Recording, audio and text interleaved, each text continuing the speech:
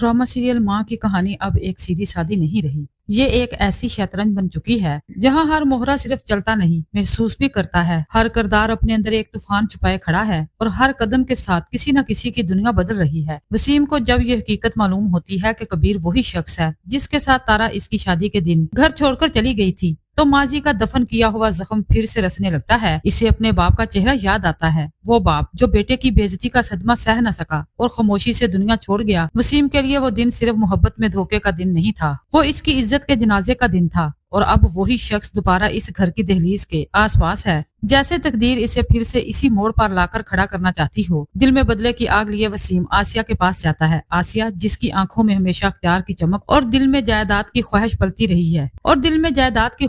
रही है। वो चाहती है कि तारा और इसकी बेटी राहा इस घर से निकल जाएं और सब कुछ इसके कब्जे में आ जाए। वो वसीम को समझाने नहीं आती, वो इसके अंदर की आग को हवा देती है और कहती है, जिसने तुम्हें सबके सामने झुकाया था, इसे इस बार सर उठाने के काबिल न छोड़ना। और यूं इंतकाम की बसात बिछ जाती है। वसीम एक चाल चलता है, वो जाहिर करता है कि वो आसिया की बेटी बतूल के साथ अपने बेटे का रिश्ता जोड़ना चाहता है, मगर हकीकत इससे कहीं ज्यादा तलख है। इसका असल मंसूबा यह है कि इसके बेटे का निकाह राहा से हो और फिर ऐन शादी के दिन वो अपने बेटे को लेकर चला जाए। वही रुसवाई, वही टूटती हुई सांसें, वही बेबसी जो कभी इसने झीली थी। फर्क सिर्फ इतना हो कि इस बार वो जख्मी नहीं, जख्म देने वाला हो। दूसरी तरफ कबीर है, वही कबीर जो कभी अपनी जिद और मोहब्बत के नशे में सब कुछ छोड़ आया था, आज इसी घर में एक ड्राइवर की हैसियत से काम कर रहा है। जब इसे मालूम होता है कि इसी छत के नीचे इसकी बेटी रहती है, इसका दिल लर्ज जाता है। जिंदगी पहले ही इससे सब कुछ छीन चुकी है। दूसरी तरफ तमाम रिश्ते खाक में बिखरे हुए हैं। अब इसके पास सिर्फ एक ख्वाहिश है, अपनी बेटी के सामने सर झुकाकर माफी मांगना। फिर वो लम्हा आता है जब वसीम और कबीर आमने सामने होते हैं, आंखों में बरसों की नफरत, दिलों में अधूरे हिसाब। वसीम इसे घर से निकलवा देता है, नौकरी खत्म, रिश्ता खत्म, मगर किस्मत अभी एक और इम्तिहान बाकी रखती है। जाते जाते कबीर तारा के सामने आ जाता है, हाथ जोड़े, आंखें झुकी हुई हैं, आवाज कांपती हुई, और इसी लम्हे राहा सब कुछ सुन लेती है।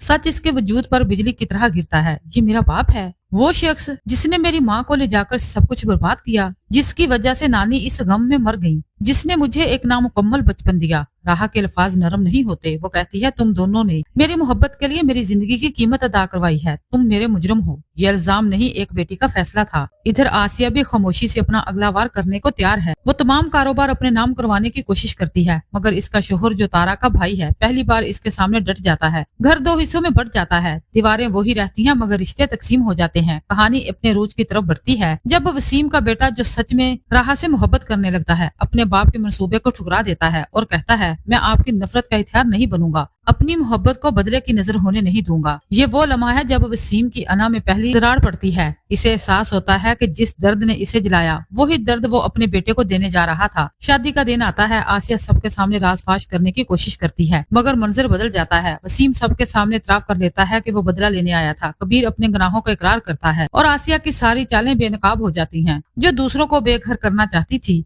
खुद तनहा खड़ी रह जाती है। आखिरी मंजर में वसीम अपने बाप की कब्र पर खड़ा है, आंखों में नदामत और दिल में सुकून की हल्की सी रोशनी। वो ऐसा से कहता है, मैं बदला ले सकता था मगर अपने बेटे की जिंदगी नहीं जला सकता था। कबीर राहा के सामने खामोश खड़ा है। राहा फौरन माफ नहीं करती, क्योंकि कुछ जख्म वक्त मांगते हैं, मगर वो नफरत का बोझ दिल से उतारने का फैसला कर लेती है।